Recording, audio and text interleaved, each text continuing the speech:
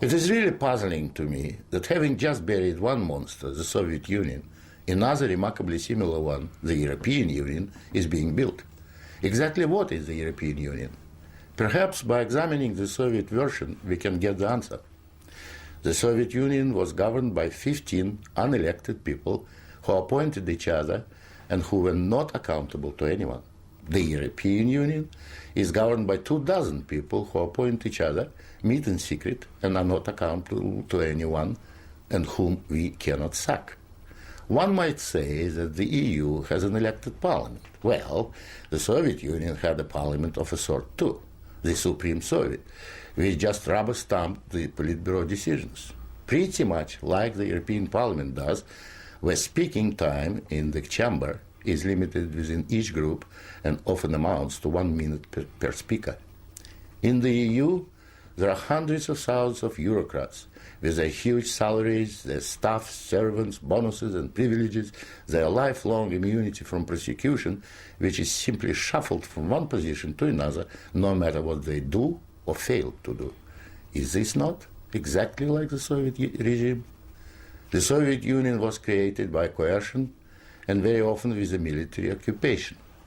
The European Union is being created admittedly not by armed force, but by coercion and economic bullying. In order to continue to exist, the Soviet Union spread itself further and further. The moment it stopped spreading, it started collapsing. And I suspect the same is true of the European Union. We were told that the purpose of the Soviet Union was to create a new historic entity, the Soviet people, and that we must forget our nationalities, our ethnic traditions and customs. The same seems to be true of the European Union. They don't want you to be British or French. They want you all to be a new historic entity, European, to suppress all your national feelings and live as a multinational community. After 73 years, the same system in the Soviet Union resulted in more ethnic conflict than anywhere in the world. In the Soviet Union, one of the grand purposes was the destruction of the nation state. And that's exactly what we observe in Europe today. Brussels intends to absorb nation states so that they should cease to exist. Corruption was built into the Soviet system from top down, and so it is in the EU. The same endemic corruption activity that we saw in the old Soviet Union has flourished in the EU. Those who oppose or expose it are silenced or punished. Nothing changes. In the Soviet Union, we had a gulag.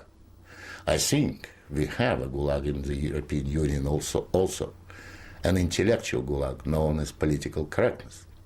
When anyone tries to speak their mind on questions of race or gender, or if their views differ from those approved, they will be ostracized. This is the beginning of the gulag, the beginning of your loss of freedom. In the Soviet Union, they told us we needed a federal state to avoid war. In the European Union, they are telling you exactly the same thing. In short, the same ideology underpins both systems. The EU is an old Soviet model presented in Western guise. But again, like the Soviet Union, the European Union has within itself the seeds of its own demise. Unfortunately, when it collapses, and it will leave immense destruction behind, and we will be left with huge economic and ethnic problems. The old Soviet system was incapable of reform, so is the European Union. But there is an alternative to being ruled by those 24 self-appointed officials in Brussels. It is called independence. You don't have to accept what they have planned for you. After all, you have never been asked if you wanted to join.